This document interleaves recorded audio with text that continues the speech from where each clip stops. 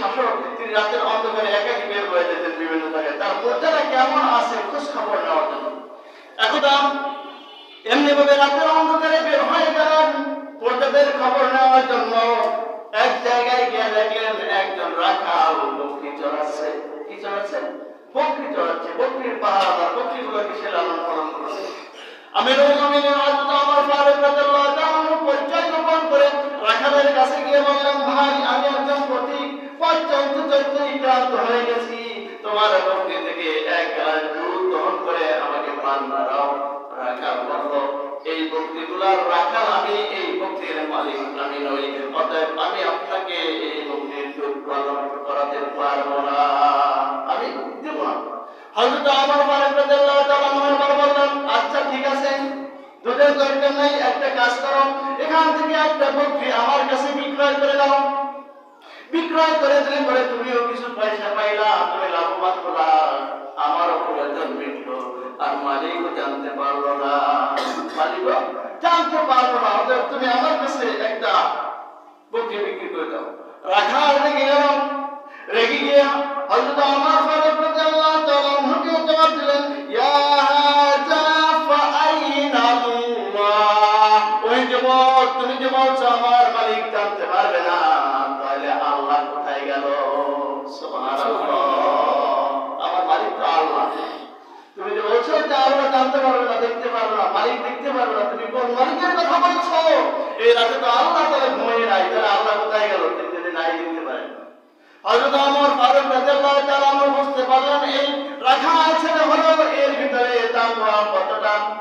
তৎকালীন সময়ে একজন রাখালের অন্তরে যদি আল্লাহ রাব্বুল আলামিনের ভয় এমনি ভাবে থাকে, বর্তমান সময়ে আমাদের ভিতরে যারা জ্ঞানী গুণী দাবি করি, শিক্ষিত দাবি করি, পীর মাশায়েখ দাবি করি, আমাদের অন্তরের ভিতরে কি এমন তাকওয়া আছে?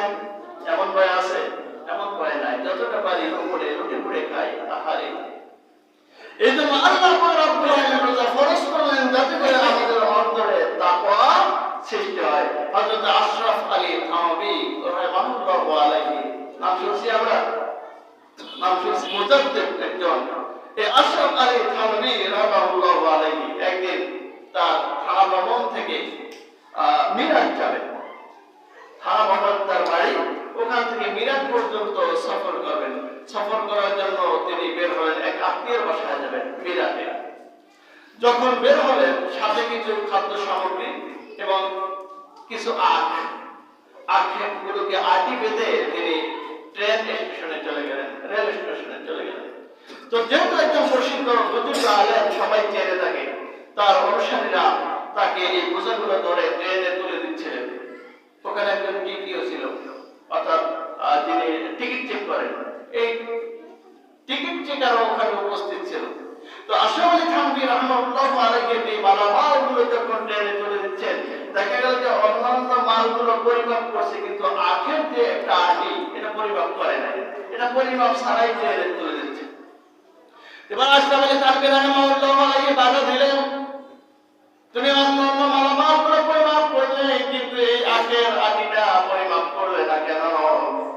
টিকি উত্তর দিল, অন্যান্য লোকজন যারা ছিল তারা উত্তর দিল, হুজুর কোনো সমস্যা নাই, এই টিকি আপনার সাথেই থাকবে, মিরাজ পর্যন্ত এই টিকি আপনার সাথে থাকবে, আপনার কোনো সমস্যা হবে না, কেউ ধরবে না, আপনাকে সবাই চেনে। আশরাফ আলী থানভী রাহমাতুল্লাহি আলাইহি টিকিকে জিজ্ঞাসা করলেন, তুমি কোন পর্যন্ত থাকবা? বলো যে মিরাজ পর্যন্ত। আশরাফ আলী থানভী রাহমাতুল্লাহি আলাইহি বললেন, আমি আরো সামনে যেতে চাই। এবার টিকি চিন্তা করলো হয়তো দিল্লি পর্যন্ত যেতে চাই। তো টিকি এবার বললো যে আচ্ছা কোনো অসুবিধা নাই, আমি মিরাজ নেমে গেলে ওখান থেকে যে টিকি উঠবে ওই টিকিকে আমি বলে দেবো, আপনি দিল্লি পর্যন্ত সুন্দরভাবে চলে যেতে পারবেন, আপনার মাল কেউ ধরবে না, কোনো সমস্যা নাই, আপনি আমার সাথে চলুন, আপনি দিল্লি পর্যন্ত যেতে পারবেন। আশরাফ আলী থানভী রাহমাতুল্লাহি আলাইহি এবার বললেন, আমি আরো সামনে যেতে চাই। টিকি এবার অবাক হয়ে গেল, কি বলবেন? টিকিট কাটছে মিরাজ পর্যন্ত, থানা ভবন থেকে মিরাজ পর্যন্ত যাবে, কিন্তু ট্রেন সর্বোচ্চ যায় দিল্লি পর্যন্ত, এরপর তার পথ নাই। তো দিল্লির জন্য শেষ স্টেশন, এখান থেকে তো আর ট্রেন যাবে না, কিন্তু হুজুর বলছেন আমি আরো সামনে যেতে চাই। কারণটা কি? অবাক হয়ে গেল টিকি।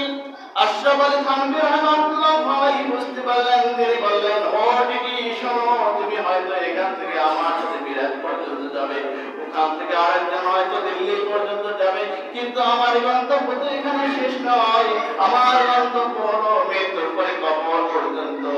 মৃত্যুর পরে কবরে যে সেখান থেকে আল্লাহ রাব্বুল আলামিনের বিচারে কাজ করে দাঁড়িয়ে সেখান থেকে জান্নাত পর্যন্ত এই যে পথগুলো আমি চলবো, সেই পথে তো তোমরা আমার সাথে কেউ থাকবে না। কিয়ামতের দিবসে আল্লাহ রাব্বুল আলামিন যদি বলেন, ওয়াশরাফ থানভী রাহমাতুল্লাহি আলাইহি, পথ চলার সময় তোমার অন্যান্য মালামালগুলোর ভাড়া দিয়েছিলা, কিন্তু এই মালের ভাড়াতে তুমি দাও নাই, কারণ কি? তখন কি আমি আল্লাহ রাব্বুল আলামিনের কথা তোমার মনে ছিল না? তখন তোমার মনে ছিল না? এই ভয়, আল্লাহ রাব্বুল আলামিনের ভয় অন্তরের ভিতরে পয়দা করা, এর নাম হলো তাকওয়া। এর নাম কি? তাকওয়া। আপনি ফাঁকি দিতে পারবেন, কিন্তু দিবেন না। কেন দিবেন না? আল্লাহ রাব্বুল আলামিন দেখছেন, সেই ভয়ে আপনি ফাঁকি দিবেন না। এটার নাম হলো তাকওয়া।